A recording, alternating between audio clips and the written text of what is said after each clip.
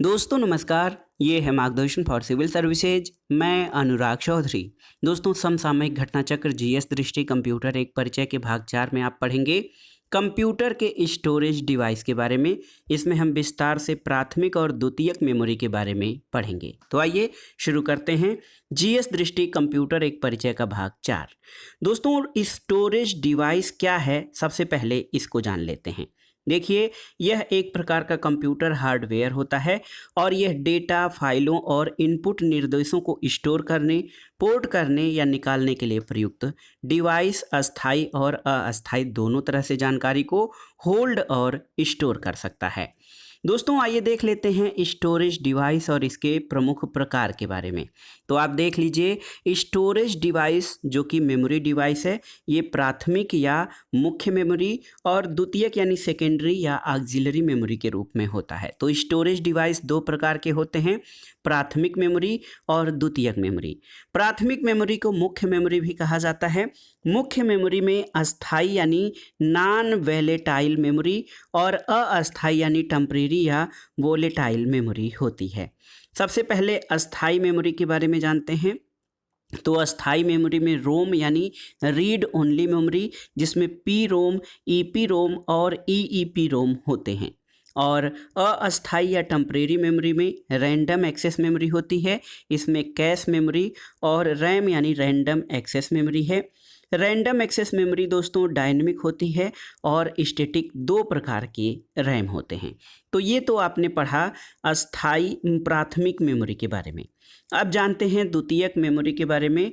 दोस्तों द्वितीयक मेमोरी को सहायक मेमोरी या एक्सिलरी मेमोरी भी कहते हैं। द्वितीयक मेमोरी दो प्रकार के होते हैं, एक तो डायरेक्ट एक्सेस और दूसरा जो होता है सिक्वेंशियल एक्सेस। सिक्वेंशियल एक्सेस में मैग्नेटिक टेप होता है और डायरेक्ट एक्सेस में आप देख सकते हैं कि magnetic disk, floppy disk, hard disk और ऑप्टिकल डिस्क तथा इलेक्ट्रॉनिक स्टोरेज होते हैं। आप देखिए दोस्तों, देखिए ऑप्टिकल डिस्क में क्या क्या चीज़ें शामिल होती हैं। तो ऑप्टिकल डिस्क में आपके CDR यानी compact disc, digital versatile disc यानी DVD, CDRW CD रोम और ब्लू रे डिस्क यानी BD, ये ऑप्टिकल डिस्क के उदाहरण है। इसके अलावा आप देखिए इलेक्ट्रॉनिक स्टोरेज, तो ये फ्लैश मेमोरी यानी पेन ड्राइव और मेमोरी कार्ड यानी चिप, ये फ्लैश मेमोरी के उदाहरण हैं इलेक्ट्रॉनिक स्टोरेज डिवाइस के रूप में। और अगर जो हम हार्ड डिस्क की बात करें तो हार्ड डिस्क में तीन मुख्य जो डिस्क हैं, जिप डिस्क, डिस्क पैक और विंचेस्टर डिस्क, ये HDD यानी हार्ड डिस्क मेमोरी के उदाहरण हैं।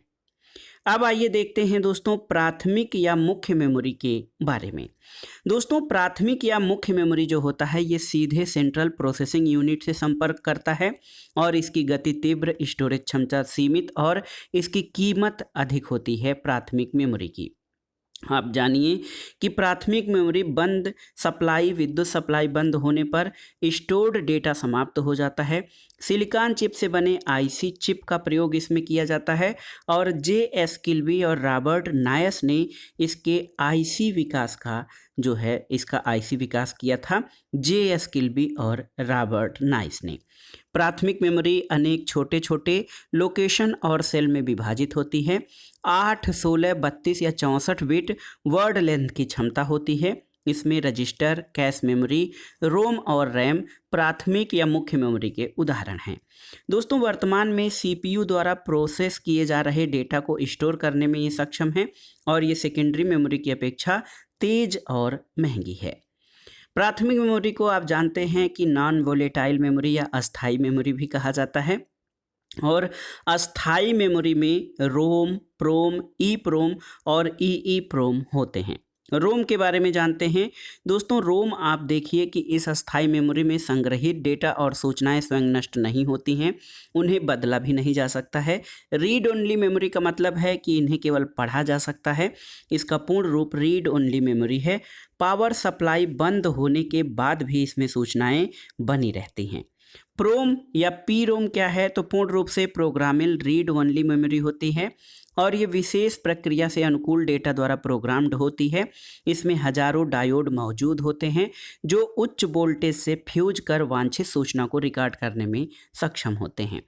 ईप्रोम क्या है? तो ये परावैज्ञानिक किरणों द्वारा पुराने प्रोग्राम को हटाकर यानी डिलीट करके नया प्रोग्राम स्टोर करने में सक्षम होता है।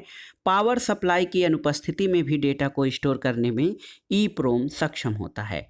ईप्रोम क्या है? तो यह उच्च विद्युत विभव द्वारा पुराने प्रोग्राम को हटाकर नया प्रोग्राम स्टोर करने में सक्षम है और फ्लैश मेमोरी के रूप में अनुसंधान में इसका प्रयोग किया जाता है। पेन ड्राइव इसका अच्छा उदाहरण है और फ्लैश मेमोरी में रैम तथा रोम दोनों की विशेषताएं मौजूद होती हैं। दोस्तों, कुछ महत्वपूर्ण चीज़ें जो आपकी जानकारी के लिए ज़रूरी हैं। मेमोरी में वर्ड लेंथ जो होता है, जितने अधिक बिट का होगा, डेटा स्थानांतरण की गति उतनी ही अधिक होगी। अतः किसी मशीन में वर्ड लेंथ बढ़ा देने पर गति बढ़ जाती है। इसकी तुलना सड़क से की जा सकती है। सड़क जितनी चौड़ी होगी, गति उतनी ही अधिक होगी। अब आइए देखते हैं टेम्परेरी या वोलेटाइल मेमोरी, जिसको अस्थायी या वाष्पशील मेमोरी कहते हैं। दोस्तों, अस्थायी मेमोरी को मुख्य वाष्पशील और प्राथमिक मेमोरी कहते हैं। ये कंप्यूटर की इंटरनल मेमोरी होती है और ये सीपीयू यानी सेंट्रल प्रोसेसिंग यूनिट द्वारा सीधे एक्सेस होता है। ये सेकेंडरी मेमोरी की तुलना में काफ़ी फास्ट होता है और बिना प्राइमरी मेमोरी के कंप्यूटर नहीं चल सकता है। बिजली की आपूर्ति बंद होने के बाद भी इसके अंदर स्टोर सभी डेटा और इन्फॉर्मेशन नष्ट हो जाते हैं, इसलिए इसे वोलेटाइल मेमोरी या वाष्पशील मेमोरी कहते हैं। आइए रैम के बारे में जानते हैं, रैम की विशेषताओं के बारे में।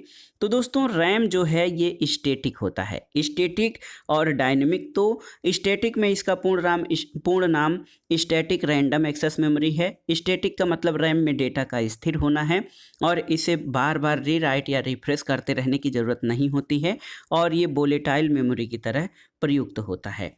रैम का पूरा नाम आप जानते हैं कि रैंडम एक्सेस मेमोरी है। इसका अन्य नाम मेन मेमोरी, प्राथमिक मेमोरी, अस्थायी मेमोरी या वोलेटाइल मेमोरी होता है। ये माइक्रोचिप से बना तीव्र सेमीकंडक्टर मेमोरी होता है। सीपीयू द्वारा इसमें संग्रहित सूचनाओं को क्रमानुसार रीड न करके सीधे वांछित रीड एक्सेस किया जाता है और सभी कैलकुलेशन में इस मेमोरी जो है, सभी कैलकुलेशन इसी मेमोरी में संपन्न होती हैं। रैम के स्टैटिक फॉर्म को आपने देख लिया है। डायनेमिक रैम क्या है? तो ये डायनेमिक रैंडम एक्सेस मेमोरी है। डायनेमिक का मतलब चलायमान यानी हमेशा परिवर्तित होते रहने और इसे बार बार रीराइट या रिफ्रेश करते रहने की ज़रूरत होती है। वोलेटाइल मेमोरी की तरह भी जो डायनेमिक रैम है वो प्रयोग किया जाता है। कैश मेमोरी क्या है? तो कैश मेमोरी प्राथमिक मेमोरी यानी रैम और सीपीयू के बीच अत्यंत तेज मेमोरी होती है। रैम और हार्ड डिस्क के मुकाबले ये सबसे तेज होती है कैश मेमोरी और बार बार प्रयोग होने वाले डेटा और निर्देश को स्टोर करने में ये सक्षम है। तीव्र गति के कारण प्रोसेसर की गति में वृद्धि करता है और कैश मेमोरी सीपीयू से इसका सीधा जुड़ाव यानी कनेक्शन होता है। कैश मेमोरी के कारण सीपीयू बसेज यूज नहीं करता है। रैम और सीपीयू के मध्य उसका बफर के रूप में कार्य होता है और कैश मेमोरी की साइज 256 KB से 4 MB तक होती है। ये एक फास्टेस्ट मेमोरी है और सीपीयू चिप के करीब स्थित होता है। सीपीयू को स्पीड अप करने में प्रयुक्त होता है और सीपीयू द्वारा बार बार कैश मेमोरी का प्रयोग किया जाता है। आइए देख लेते हैं इस रेखा चित्र के माध्यम से सीपीयू। देखिए दोस्तों, ये सीपीयू कैश मेमोरी और रैम, ये कैश मेमोरी का रैम और सीपीयू के बीच बफर का कार्य जो है ये कैश मेमोरी द्वारा किया जाता है। प्राथमिक या मुख्य मेमोरी के बाद आइए जानते हैं द्वितीयक या सहायक मेमोरी यानी सेकेंडरी और ऑक्सिलरी मेमोरी के बारे में। दोस्तों, द्वितीयक या सहायक मेमोरी बैकअप मेमोरी के रूप में प्रयोग किया जाता है। इसका अन्य नाम अस्थायी या नॉन वोलेटाइल मेमोरी है। प्राइमरी मेमोरी की अपेक्षा सेकेंडरी मेमोरी स्लो और सस्ती होती है और एक्सटर्नल मेमोरी के साथ साथ ऑप्टिकल और चुंबकीय मेमोरी होती है। लार्ज अमाउंट ऑफ डेटा को स्टोर करने में ये सक्षम है और संग्रहित डेटा पर बिजली आपूर्ति ठप होने का कोई प्रभाव नहीं होता है। आइए जानते हैं दोस्तों एक्सेस मोड के बारे में। एक्सेस मोड जो है वो एक्सेस देखिए सीक्वेंशियल, डायरेक्ट और रैंडम होता है और इसमें क्रमानुसार एक्सेस का जो उदाहरण है वो मैग्नेटिक टेप है। डायरेक्ट एक्सेस का उदाहरण मैग्नेटिक डिस्क और ऑप्टिकल डिस्क है और रैंडम एक्सेस का उदाहरण रैम यानी रैंडम एक्सेस मेमोरी है और ये सभी एक्सेस मोड के उदाहरण हैं। आइए अब जानते हैं मैग्नेटिक टेप की भंडारण क्षमता का फार्मूला। तो दोस्तों, मैग्नेटिक टेप की भंडारण क्षमता डेटा रिकॉर्ड करने के घनत्व तथा टेप की लंबाई का गुणनफल होता है। इसकी भंडारण क्षमता जो है डेटा का घनत्व यानी बाइट प्रति इंच गुणे टेप की लंबाई होती है। क्रमानुसार एक्सेस मेमोरी का प्रयोग क्या होता है तो जान लेते हैं। सीक्वेंशियल एक्सेस का उदाहरण और प्रयोग मैग्नेटिक टेप है। एक्सेस टाइम कई बार पढ़ा लिखा या मिटाया जा सकता है। इसका दूसरा नाम मैग्नेटिक रील है और उपयोग डेटा बैकअप के लिए। और परत जो है मैग्नेटिक टेप की परत आयरन ऑक्साइड या क्रोमियम डाइऑक्साइड की परत की तरह प्रयोग होता है। यहाँ पर इस चित्र में आपको मैग्नेटिक टेप या रील दिखाया गया है और VCR यानी वीडियो कैसेट रिकॉर्डर ये भी मैग्नेटिक टेप का उदाहरण है। आइए डायरेक्ट एक्सेस के उदाहरणों के बारे में देखते हैं। दोस्तों, डायरेक्ट एक्सेस में मैग्नेटिक डिस्क, ऑप्टिकल डिस्क और इलेक्ट्रॉनिक स्टोरेज डिवाइस होते हैं। मैग्नेटिक डिस्क में हार्ड डिस्क और फ्लॉपी डिस्क होते हैं। तो आइए सबसे पहले मैग्नेटिक डिस्क के बारे में जानते हैं। यहाँ पर देखिए मैग्नेटिक डिस्क में हार्ड डिस्क को जान लेते हैं। हार्ड डिस्क अस्थायी और सहायक मेमोरी धातु या प्लास्टिक से बना डिवाइस होता है। इसमें आयरन ऑक्साइड की परत प्रयुक्त होती है और रीड और राइट के लिए रीड राइट हेड प्रयुक्त होता है। विशाल मात्रा में इसमें डेटा स्टोरेज की क्षमता होती है। फ्लॉपी डिस्क, तो दोस्तों फ्लॉपी डिस्क प्लास्टिक के चौकोर फ्लॉपी में वृत्ताकार डिस्क होती है। डिस्क पर चुंबकीय पदार्थ की लेप या लेयर प्रयुक्त होती है और प्लास्टिक वर्गाखोल खोल से इसकी सुरक्षा करता है। ट्रैक और सेक्टर में ये विभाजित होता है और प्रत्येक सेक्टर की स्टोरेज क्षमता 512 बाइट होती है। ऑप्टिकल डिस्क के बारे में जानते हैं। दोस्तों, ऑप्टिकल डिस्क पॉलीकार्बोनेटेड प्लास्टिक से निर्मित गोल डिस्क होती है। इसकी एक सतह को प्रकाश परावर्तित करने के लिए एल्यूमिनियम की पतली परत चढ़ाकर इस पर डेटा लिखने या पढ़ने के लिए लेजर बीम का प्रयोग होता है, इसलिए इसे लेजर डिस्क भी कहते हैं। ऑप्टिकल डिस्क की पहली विशेषता ये है कि डिस्क की सतह पर अति सूक्ष्म गड्ढे को पिट्स तथा गड्ढों के बीच के समतल क्षेत्र को लैंड्स कहते हैं। दूसरी विशेषता ये है कि पिट्स बाइनरी डिजिट 0 या ऑफ को तथा लैंड्स बाइनरी डिजिट 1 या ऑन को निरूपित करते हैं। और ऑप्टिकल डिस्क में दोस्तों CD यानी कॉम्पैक्ट डिस्क, DVD यानी डिजिटल वर्सेटाइल डिस्क और BD यानी ब्लू रे डिस्क ये इसके उदाहरण हैं। लाभ क्या है तो डेटा को मिटाने या परिवर्तित करने की कम संभावना होती है। कम लागत में अधिक स्टोरेज क्षमता होती है। डेटा स्थानांतरण में आसानी होती है और रीड राइट हेड का डिस्क से भौतिक संपर्क न होने से डिस्क के घिसने की कम संभावना होती है। इसकी कमी ये है कि धूल, मिट्टी, अंगुली के छाप आदि से डिस्क खराब होने की तीव्र संभावना होती है। ऑप्टिकल डिस्क स्पाइरल ट्रैक क्या होता है तो यहाँ पर आप देखिए डिस्क सेक्टर हैं और single track spiral to edge of disc. Optical disc के उदाहरण क्या क्या हैं तो आप देख सकते हैं दोस्तों। CD-ROM, इसका पूर्ण रूप compact disc read only memory. इसका उपयोग सॉफ्टवेयर, बड़े डेटा, ऑडियो वीडियो फाइल और दस्तावेज को स्टोर करने में प्रयोग किया जाता है। इसका व्यास 120 मिलीमीटर और 1.2 मिलीमीटर मोटाई होती है। स्टोरेज क्षमता लगभग 700 MB होती है और पढ़ने के लिए जो तकनीक है वो इंफ्रारेड लेजर बीम का प्रयोग किया जाता है। CDR क्या है तो इसका नाम कॉम्पैक्ट डिस्क रिकॉर्डेबल होता है और वर्म यानी write once read memory many ये इसका फुल फॉर्म है। CDRW तो इसका पूरा नाम कॉम्पैक्ट डिस्क रीराइटेबल होता है और इसे बार बार लिखा और पढ़ा जा सकता है। आइए जानते हैं DVD के बारे में। इसका पूरा नाम डिजिटल वर्सेटाइल डिस्क होता है। इसकी स्टोरेज क्षमता देखिए 4.7 GB सिंगल साइड और 8.5 GB single plus double layer, 9.4 GB double side single layer और 17.8 GB double side double layer और DVD में 4 लेयर तक लेयरिंग संभव है। यहाँ पर आप देख सकते हैं CD, DVD या CD को यहाँ पर चित्र दिया गया है। ब्लू रे डिस्क क्या है तो इसका संक्षिप्त रूप BD होता है। स्टोरेज क्षमता ये 25 GB से 50 GB तक होती है और एक्सेस तकनीक इसमें ब्लू वायलेट लेजर रेज का प्रयोग किया जाता है। ब्लू रे डिस्क की भंडारण क्षमता अधिक होती है। दोस्तों, कुछ महत्वपूर्ण तथ्य कि एकल लेयर DVD की स्टोरेज क्षमता कितनी होती है 4.7 GB होती है। 2 लेयर DVD की स्टोरेज क्षमता 8.5 GB और 50 GB स्टोरेज स्पेस में इसमें 9 घंटे का हाई डेफिनेशन वीडियो या 23 घंटे का स्टैंडर्ड डेफिनेशन वीडियो HDV की स्टोरेज क्षमता से युक्त होता है। आइए देखते हैं दोस्तों इलेक्ट्रॉनिक स्टोरेज डिवाइसेज के बारे में।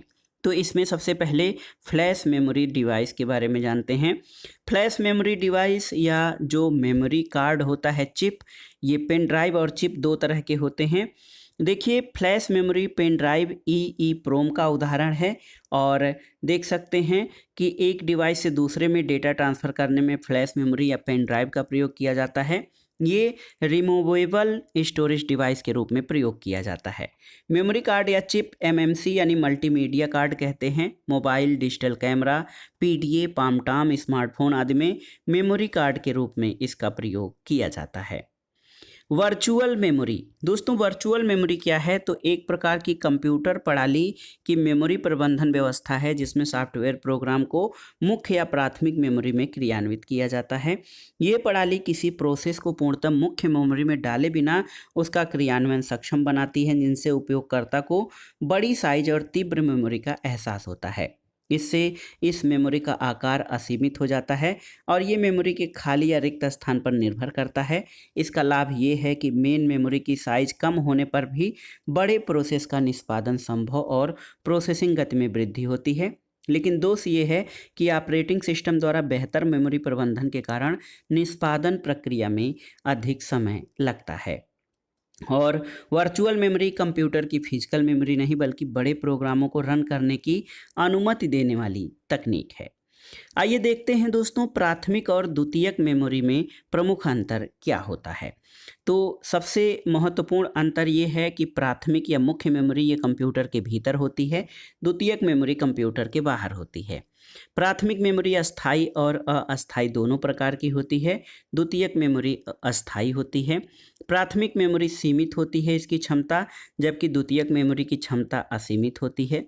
प्राथमिक मेमोरी की गति तेज होती है और द्वितीयक मेमोरी अपेक्षाकृत धीमी गति की होती है। एक्सेस टाइम कम यानी नैनो सेकेंड में होता है और द्वितीयक मेमोरी का एक्सेस टाइम अधिक मिली सेकेंड में होता है। प्रति बिट लागत प्राइमरी मेमोरी की अधिक होती है, जबकि सेकेंडरी मेमोरी की प्रति बिट लागत कम होती है। तो ये था प्राथमिक और द्वितीयक मेमोरी में प्रमुख अंतर। यहाँ पर आइए देख लेते हैं मेमोरी एक्सेस टाइम और स्टोरेज क्षमता। तो रोम दोस्तों, रोम जो है रीड ओनली मेमोरी, आप देख सकते हैं इसका एक्सेस टाइम 1 माइक्रोसेकेंड होता है और आप इसकी क्षमता स्टोरेज क्षमता तो 4 से 8 MB होता है। रजिस्टर तो 1 से 2 नैनो सेकेंड होता है इसका एक्सेस टाइम और 200 बाइट इसकी जो है क्षमता होती है। कैश मेमोरी का जो एक्सेस टाइम है 3 से 10 नैनो सेकेंड है। 32 KB से 4 MB इसकी क्षमता होती है। रैम जो होता है 11 से 60 नैनो सेकेंड एक्सेस टाइम है। 16 MB से 4 GB तक इसकी स्टोरेज क्षमता होती है। मैग्नेटिक डिस्क 10 से 45 मिली सेकेंड इसका टाइमिंग है एक्सेस टाइम और 160 GB से 1600 GB तक इसकी भंडारण क्षमता होती है। ऑप्टिकल डिस्क ये 100 से 200 मिली सेकेंड और 700 MB से 60 GB इसकी भंडारण क्षमता होती है। इसके बाद आइए बफर मेमोरी के बारे में जानते हैं। तो बफर मेमोरी क्या होती है इसको आइए जान लेते हैं। दोस्तों बफर मेमोरी मुख्य मेमोरी यानी रैम में बफर मेमोरी का निर्माण होता है और सेंडर तथा रिसीवर के मध्य डेटा ट्रांसफ़र की गति को नियंत्रित करने के लिए बफर मेमोरी का उपयोग किया जाता है। विभिन्न साइज के डिवाइसेज के मध्य डेटा ट्रांसफ़र को अनुकूल बनाने के लिए और रैम पर डेटा स्टोर होने वाले बफर में स्टोर होने के लिए इसका उपयोग किया जाता है। इंटरनेट से ऑडियो वीडियो डाउनलोड करते समय यह 20% को बफर में लोड करता है, फिर प्ले शुरू करता है, ये इसका उपयोग है। मुख्य मेमोरी में ट्रांसफ़र होने से पहले अस्थायी रूप से बफर में डेटा सुरक्षित होता है। ये बफर डेटा के बारे में, बफर मेमोरी के बारे में जानकारी थी। आइए देखते हैं स्पूल या स्पूलिंग क्या है। तो स्पूल का फुल फॉर्म होता है दोस्तों सिमुलेटेनियस पेरिफेरल ऑपरेशन ऑनलाइन और बफर मेमोरी की तरह ये प्रयुक्त किया जाता है।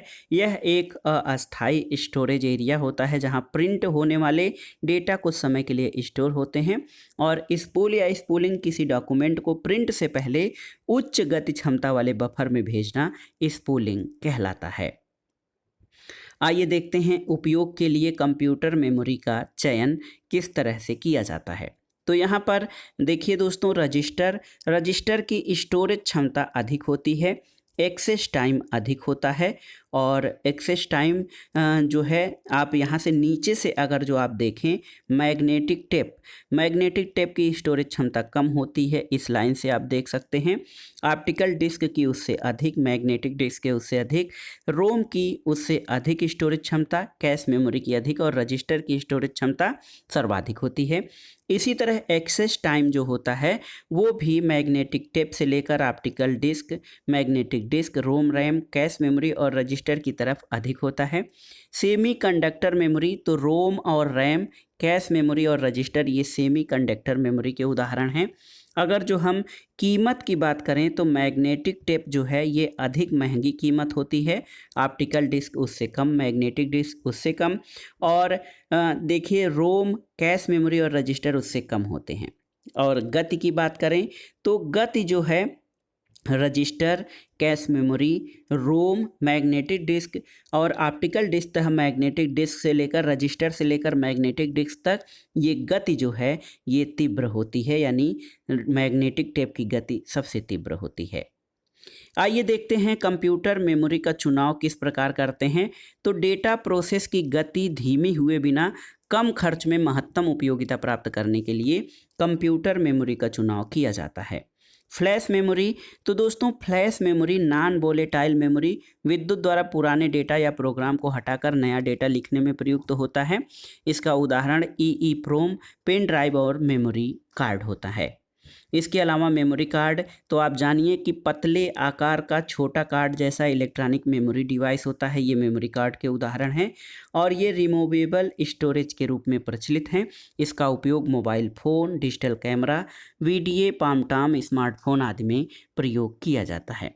तो दोस्तों ये था आज का वीडियो। इसमें आपने कंप्यूटर एक परिचय के भाग 4 में कंप्यूटर के स्टोरेज डिवाइस प्राथमिक और द्वितीयक और उनके बारे में जो विस्तार से जानकारी हो सकती थी उसके बारे में आपने पढ़ा।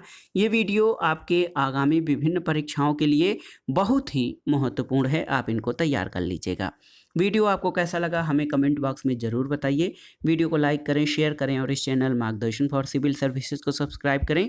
वीडियो देखने के लिए धन्यवाद दोस्तों, नमस्कार।